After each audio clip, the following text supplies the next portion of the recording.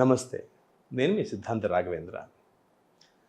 గతంలో ఆయా రాష్ట్రాల్లో జరిగినటువంటి అసెంబ్లీ, పార్లమెంటు ఎన్నికల ఫలితాల్లో భాగంగా నేను అందించినటువంటి అనేక జ్యోతిష ఫలితాలు అక్షర సత్యాలుగా మారటం మీరందరూ గమనించే ఉంటారు. ఉదాహరణకు రాజకీయాల గురించి నా ప్రిడిక్షన్స్ ఇవ్వటం అనేది 2009 నుంచి మొదలైతే అది ఇప్పటి వరకు పరంపర సాగుతూ వచ్చింది.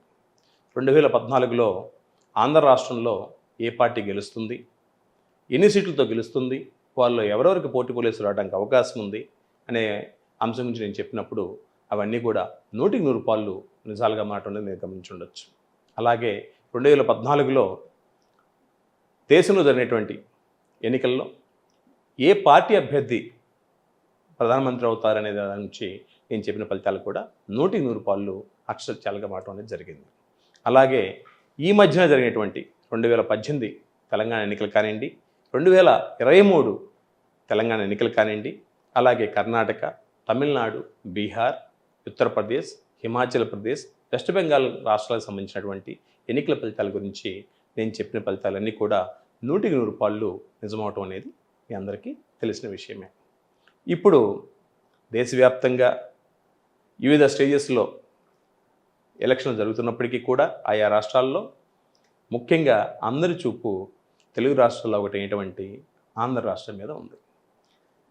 ఎంతో ఉత్కంఠభరితమైనటువంటి వాతావరణం ఈ రోజున ఆంధ్రప్రదేశ్లో మనం గమనించవచ్చు. ఈ ఆంధ్ర రాష్ట్రంలో జరిగినటువంటి అసెంబ్లీ, పార్లమెంట్ ఎన్నికల్లో ఏ పార్టీ ఎన్ని సీట్లు గెలుచుకుంటుంది, ముఖ్యంగా ఏ పార్టీకి అసెంబ్లీ సీట్లు ఎన్ని వస్తాయి, పార్లమెంట్ సీట్లు ఏ పార్టీకి ఎన్ని వస్తాయి, చివరగా ఏ పార్టీ ఎన్ని సీట్లతోటి అధికారాన్ని కైవసం చేసుకోబోతుంది అనే అంశాల గురించి అందరూ కూడా 1000 కళ్ళతో ఎదురు చూస్తున్న విషయం మీ అందరికీ తెలిసిన విషయమే. ఈ సందర్భంగా గత కొంతకాలం నుంచి నేను గ్రౌండ్ లెవెల్లో రకరకాల మార్గాల ద్వారా డేటా సేకరించి అది రకరకాల విధి విధానాల ద్వారా పరిశీలించి పరిశోధించి ఆ ఫలితాలు చెప్పే ప్రయత్నం చేస్తూ ఉన్నాను. సాధారణంగా ఒక రాష్ట్రంలో ఎన్నికలు జరిగేటప్పుడు ఎన్నికలే కాదు, ఏ విషయం గురించి అయినా సరే ఒక జ్యోతిషవేత్తగా, ఒక జ్యోతిష పండితుడిగా ఫలితాలు చెప్పాలి అని అంటే సాధారణంగా అనేక రకాల మార్గాల్ని ఆయా పండితులు అవలంబిస్తూ ఉంటారు. ఉదాహరణకి date of birth and time of birth తీసుకొని KP astrology, Vedic astrology, western astrology, Nadi astrology, క్యాస్ట్రోగ్రఫీ, న్యూమరాలజీ, ఇలా అనేక రకాల సిద్ధాంతాలను అనుసరించి ఆయా వ్యక్తులు గెలుస్తారా, ఓడుతారా అనేది గురించే ప్రయత్నం చేస్తూ ఉంటారు.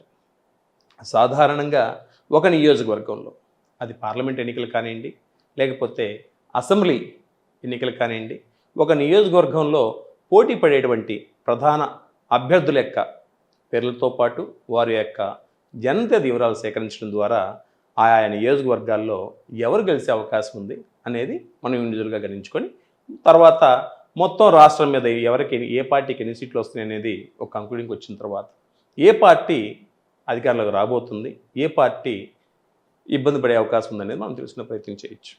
అలాగే ఇప్పుడు కనుక గమనించినట్లయితే ఈ రాజకీయాల్లో పోటీ చేసే కొంతమంది వ్యక్తులు, కొంతమంది నాయకుల యొక్క జనత వివరాలు అనేది అన్ని సమయంలో అందుబాటులో ఉండకపోవచ్చు.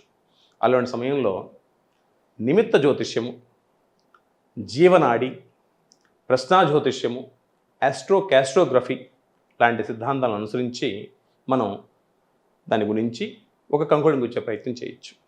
ఏది ఏమైనప్పటికీ కూడా ఈ వివరాలన్నీ జ్యోతిషపరమైనటువంటి లాజిక్స్, లెక్కలు ఇలాంటి అన్ని విషయాలన్నీ కూడా చెప్పి మీకు నేను బోరు కొట్టించును. సూటిగా ఆయా నియోజకవర్గాల్లో ఏ పార్టీ అభ్యర్థులు గెలుస్తున్నారు అనే దాని గురించి మీకు సూటిగా చెప్పే ప్రయత్నం చేస్తాను. తద్వారా మీకు సహకరించే ప్రయత్నం చేస్తాను. ముఖ్యంగా తీసుకున్నట్లయితే ఆంధ్ర రాష్ట్రంలో 2019 సంవత్సరంలో అత్యధికంగా అద్భుతమైన రీతిలో 151 సీట్లు సాధించడం ద్వారా అధికారాన్ని చేదించుకున్నటువంటి వైఎస్ఆర్సీపీ పార్టీ అధినాయకుడైనటువంటి జగన్మోహన్ రెడ్డి గారు తన క్యాబినెట్లో భాగంగా బహుశా సుమారుగా 24 మందిని మినిస్టర్స్గా తీసుకున్నట్టుగా తెలుస్తుంది నాకు అవగాహనంత మేర. ఆ తర్వాత రెండో విడతలో భాగంగా ఇంకో 15 మందికి పోటీ పోలీసు ఇచ్చినట్టుగా తెలుస్తుంది. వీరిలో ఈ 2024 సంవత్సరంలో జరిగినటువంటి ఎన్నికల్లో ఎవరు గెలుస్తున్నారు, ఎవరు ఓడిపోతున్నారు, ఎంతమంది గెలుస్తున్నారు, ఎంతమంది ఓడిపోతున్నారు అనే విషయం ఇప్పుడు తెలుసుకునే ప్రయత్నం చేద్దాం. ఈ రకంగా తీసుకున్నట్లయితే 2024లో జరిగినటువంటి ఎన్నికల్లో భాగంగా పొంగనూరు నుంచి పెద్దిరెడ్డి రామచంద్రారెడ్డి గారు పోటీ చేస్తున్నారు. వీరు గతంలో మంత్రిగా కూడా చేయడం జరిగింది. అలాగే వీరి ప్రత్యర్థిగా చల్లా రామచంద్రారెడ్డి గారు పోటీ చేస్తూ ఉన్నారు. మరి ఇద్దరిలో ఎవరు గెలుస్తారు, ఎవరు గెలిచే అవకాశం ఉంది? రామచంద్రారెడ్డి గారి జాతకం ఈ విధంగా ఉంది, తర్వాత చల్లా రామచంద్రారెడ్డి గారి జాతకం ఈ విధంగా ఉంది, పెద్దిరెడ్డి గారి జాతకం ఈ విధంగా ఉందని చెప్పి విశ్లేషణ చేస్తూ పోతే అది చాలా సమయం పట్టచ్చు. కాబట్టి ఆ క్యాలిక్యులేషన్స్ అన్ని మేము చేసుకొని మీకు సూటిగా టు ది పాయింట్ ఆన్సర్ ఇచ్చే ప్రయత్నం చేస్తున్నాము. ఆ రకంగా తీసుకున్నట్లయితే జగన్మోహన్ రెడ్డి గారి క్యాబినెట్లో మంత్రిగా చేస్తున్నటువంటి పెద్దిరెడ్డి రామచంద్రారెడ్డి గారు పొంగనూరు నియోజకవర్గంలో పోటీ చేస్తున్నారు. వీరి యొక్క ప్రత్యర్థి టీడీపీ నుంచి చల్లా రామచంద్రారెడ్డి గారు ఉన్నారు. వీరిద్దరు ఎవరు గెలుస్తారు? Yes, you are right. Punganur నుండి పెద్దిరెడ్డి రామచంద్రారెడ్డి గారు 100% గెలుస్తున్నారు. ఈయనకి సమీప భవిష్యత్తులో ఎదురనేదే లేదని చెప్పుకోవచ్చు. చాలా అద్భుతమైనటువంటి జాతకం ఇది. 100% పొంగనూరు నుండి పెద్దిరెడ్డి రామచంద్రారెడ్డి గారు వైసీపీ పార్టీ నుంచి అసెంబ్లీ నియోజకవర్గంలో గెలుస్తున్నారు. ఆ తర్వాత ఇక రెండో వ్యక్తి అయినటువంటి బుగ్గన రాజేంద్రనాథ్ రెడ్డి గారు డోన్ నియోజకవర్గం నుంచి వైసీపీ తరపు నుంచి పోటీ చేస్తున్నారు. వీరి ప్రత్యర్థిగా టీడీపీ నుంచి కోట్ల జయసూర్య రెడ్డి గారు పోటీ చేస్తున్నారు. ఈ ఇద్దరిలో ఎవరు గెలుస్తారు? ఈ ఇద్దరిలో వారి జాతక బలాన్ని అనుసరించి ఎవరు గెలిచే అవకాశం ఉంది? మీరు గమనించినట్లయితే బుగ్గన రాజేంద్రనాథ్ రెడ్డి గారు జగన్మోహన్ రెడ్డి గారి క్యాబినెట్లో మినిస్టర్గా చేయడం జరిగింది. వీరు ఈ డోన్ నియోజకవర్గంలో నుంచి పోటీ చేస్తున్నారు. వీరి ప్రత్యర్థి అయినటువంటి కోట్ల జయసూర్యారెడ్డి గారి మీద. వీరు కూడా 100% గెలుస్తున్నారు. డోన్ నియోజకవర్గంలో గెలుపు బుగ్గన రాజేంద్రనాథ్ రెడ్డి గారిని వరించబోతుంది. ఆ తర్వాత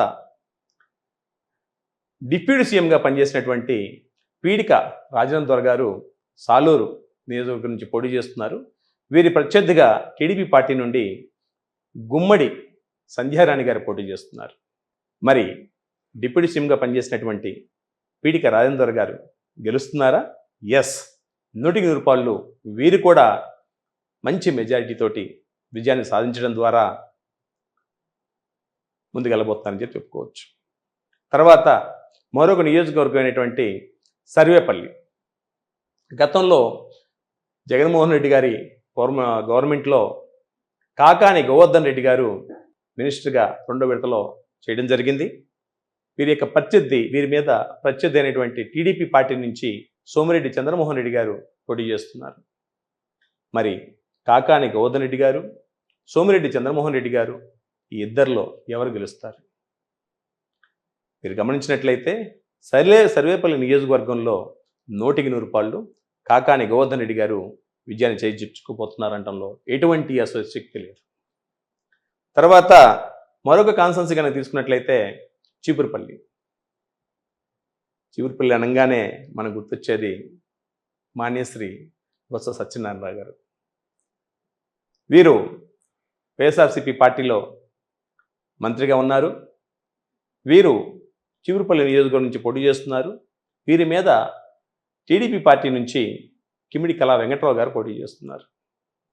మరి ఈ ఇద్దరిలో ఎవరు గెలిచే అవకాశం ఉంది?